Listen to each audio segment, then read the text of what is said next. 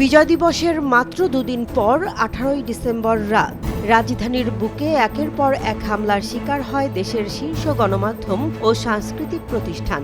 প্রথম আলো, the daily star, Chhayanaut, যাদের বিরুদ্ধে ছোড়া হয় ভারতের দালাল কিংবা ফ্যাসিস্টদের দোসর তকমা। ওসমান হাদির মৃত্যুকে কেন্দ্র করে এই সহিংসতা কি শুধুই ক্ষোভের বহিঃপ্রকাশ, নাকি ভারত বিরোধী মনোভাবকে সামনে রেখে নতুন করে রাজনীতির সহিংস মাঠ প্রস্তুত করার চেষ্টা?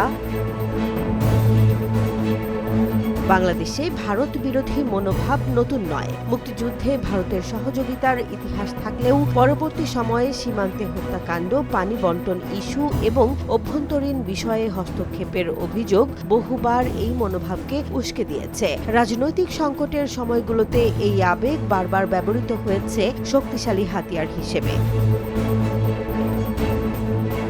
বিশেষজ্ঞরা বলছেন, গত বছরের জুলাই গণ অভ্যুত্থানের পর এই মনোভাব নতুন মাত্রা পায়। ক্ষমতাচ্যুত প্রধানমন্ত্রী শেখ হাসিনা ও আওয়ামী লীগের শীর্ষ নেতাদের ভারতে আশ্রয় নেয়ার ঘটনায় দুই দেশের সম্পর্কে টানাপোড়েন তৈরি হয়। বিচার চেয়ে ফেরত আনার দাবিতে ভারতের নীরবতাও ক্ষোভ বাড়িয়েছে। এই প্রেক্ষাপটেই ওসমান হাদিকে হত্যার পর হত্যাকারী ভারতে পালিয়েছে সামাজিক মাধ্যমে এমন প্রচারণা দ্রুত ছড়িয়ে পড়ে।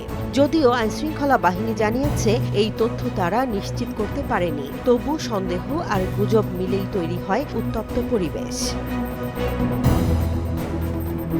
এর মধ্যেই হয় গণমাধ্যম ও সাংস্কৃতিক প্রতিষ্ঠানকে টার্গেট করে হামলা। প্রত্যক্ষদর্শীরা জানিয়েছেন, হামলার সময় ভারত বিরোধী স্লোগানের পাশাপাশি এসব প্রতিষ্ঠান বন্ধের আহ্বানও শোনা যায়। কিছু ছাত্র সংগঠনের নেতাদের বক্তব্য সামাজিক মাধ্যমে ছড়িয়ে পড়লে বিতর্ক আরও গভীর হয়। তারা দাবি করেছেন, গণমাধ্যম ও সাংস্কৃতিক সংগঠনগুলো আওয়ামী লীগের পক্ষে অবস্থান নিয়েছে বলেই প্রতীকী প্রতিবাদ জানানো হয়েছে। তবে বিশ্লেষকদের মতে মতাদর্শিক বিরোধকে সহিংসতায় রূপ দেয়া গণতান্ত্রিক সমাজের জন্য মারাত্মক হুমকি।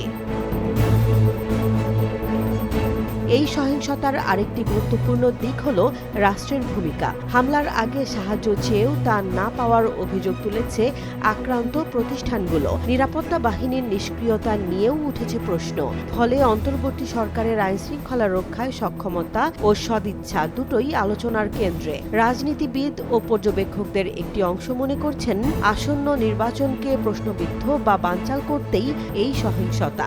ভারত বিরোধী মনোভাবকে সামনে রেখে একটি পক্ষ ধর্মভিত্তিক ও চরমপন্থী রাজনীতিকে সংহত করার সুযোগ নিচ্ছে। প্রশ্নটা তাই এখন আর শুধু ভারত বিরোধিতা নিয়ে নয়। প্রশ্ন হলো, এই আবেগকে কে কোন স্বার্থে ব্যবহার করছে?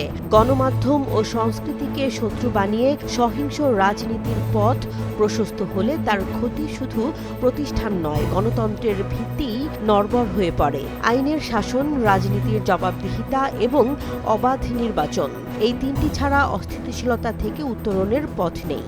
ভারত বিরোধিতা যদি সেই পথের অন্তরায় হয়ে ওঠে, তাহলে লাভবান হবে কারা? সে প্রশ্নই এখন সবচেয়ে গুরুত্বপূর্ণ। জেসমিন জাহান, নিউজ ডেস্ক, জনবাণী।